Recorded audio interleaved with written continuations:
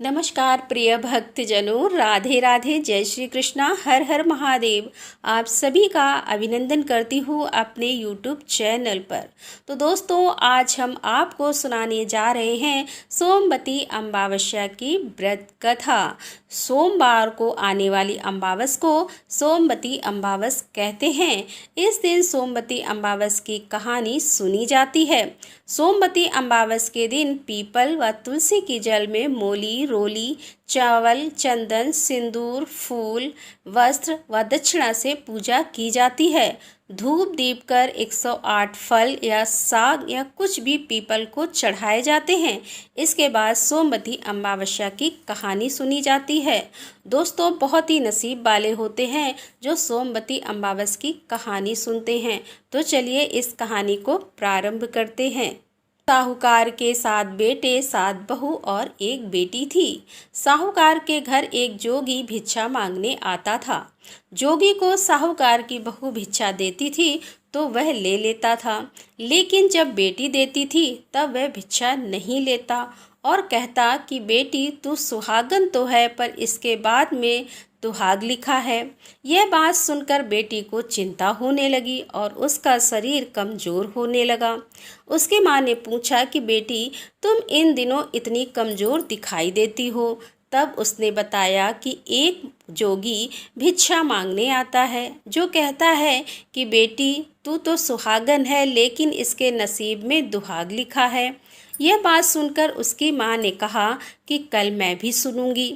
अगले दिन जब जोगी भिक्षा लेने आया तो उसकी माँ छुपकर बैठ गई। जब बेटी भिक्षा देने लगी तो जोगी ने वही बात फिर से बोली। इतनी बात सुनकर उसकी माँ बाहर निकल कर आई और बोली, एक तो हम तुम्हें भिक्षा देते हैं और तू ऊपर से हमें गाली देता है।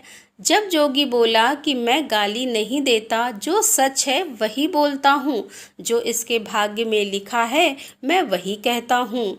माँ ने जोगी से कहा कि तुम्हें यह पता है कि इसके भाग्य में दुख लिखा है, तो यह भी बता दो कि यह कैसे दूर होगा। तब जोगी बोला कि 7 समुंदर पार एक सोना धोबन रहती है जो सोमवती अमावस का व्रत करती है। अगर वह आकर अपना फल दे दे तो इसका निवारण हो सकता है, नहीं तो विवाह होते ही इसके पति को सांप डस लेगा।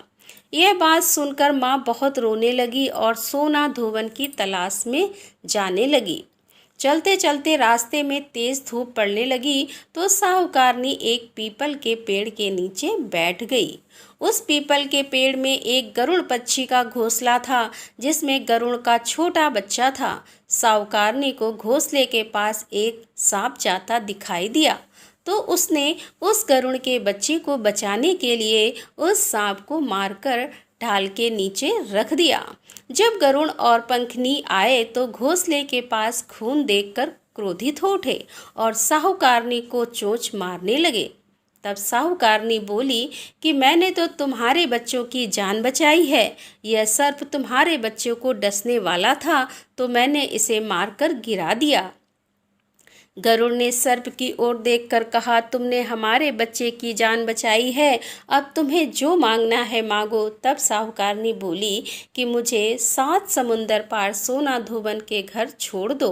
गरुड़ ने साहूकारनी को अपनी पीठ पर बैठाकर 7 समुंदर पार सोना धोबन के घर छोड़ आया।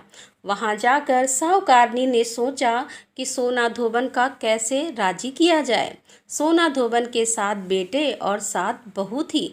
उसकी 7 बहुएं काम को लेकर रोज लड़ाई किया करती थी और काम भी नहीं करती थी। रात को जब सो जाती तो साहूकारनी सोना धोबन के घर जाती और घर का सारा काम करती। गायों को नहलाती, घर की सफाई करती, रसोई का काम करती, चौका बर्तन करती, आटा पीसती, कपड़े धोती, पानी भरती और दिन होने से पहले वह चली जाती।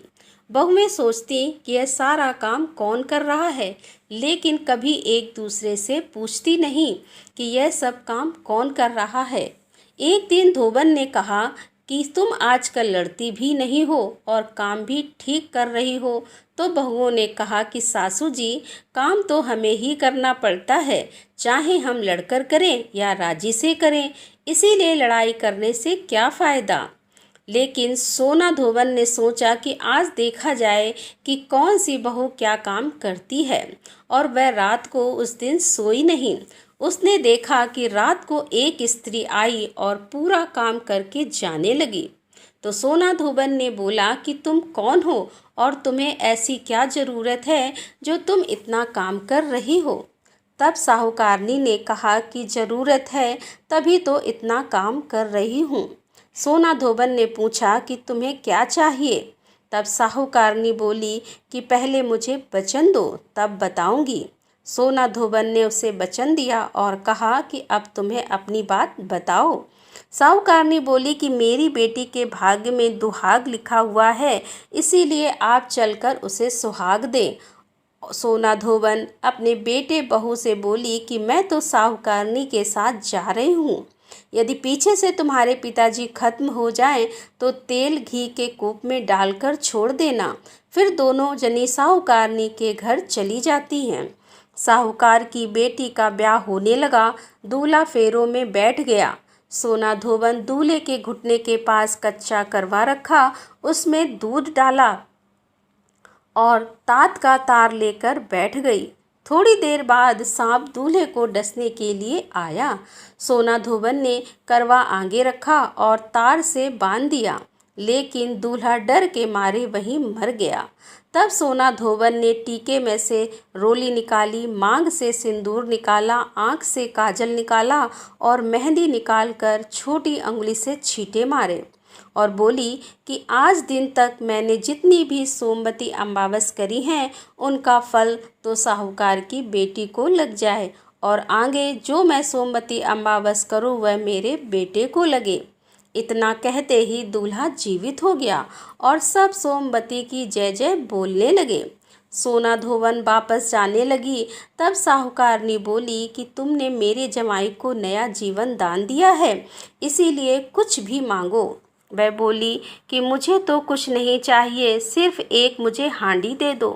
वह हांडी लेकर चली जाती है। रास्ते में सोमवती आती है तो हांडी का 108 परिक्रमा लगाकर पीपल के पेड़ के नीचे गाड़कर घर आती है। घर आकर देखती है तो उसका पति मरा हुआ तेल और घी के रूप में पड़ा है।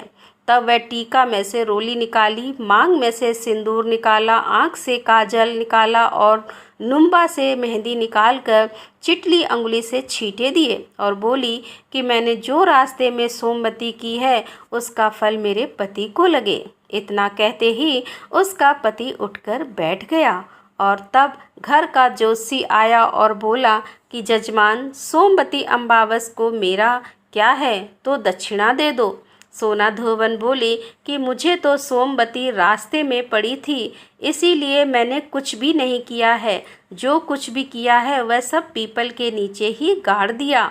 तब जोशी ब्राह्मण ने जाकर खोद कर देखा तो 108 और 13 सोने के चक्र मिले।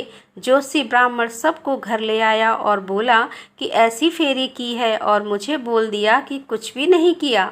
सोना धोबन बोली, यह तो तुम्हारे भाग्य से ही हुआ है, इसीलिए तुम इसे ले जाओ। तब ब्राह्मण बोला कि मेरी तो इसमें चौथा हिस्सा है, बाकी आपका मन हो उसे दे देना। सारी नगरी में बोल दिया गया कि सब सोमवती अमावस का व्रत करेंगे। हे सोमवती अमावस, जैसा साहूकार की बेटी को सुहाग दिया वैसा सबको देना। सोमवती अमावस की कहानी कहने वालों को, सोमवती अमावस की कहानी सुनने वालों को और सोमवती अमावस की हुकारी भरने वालों के परिवार की रक्षा करना। तो दोस्तों, मैं आशा करती हूँ कि आपको सोमवती अमावस की कहानी पसंद आई होगी। यदि कहानी पसंद आई हो तो लाइक करें, शेयर करें। तो मिलते हैं अगले वीडियो में, तब तक के लिए धन्यवाद।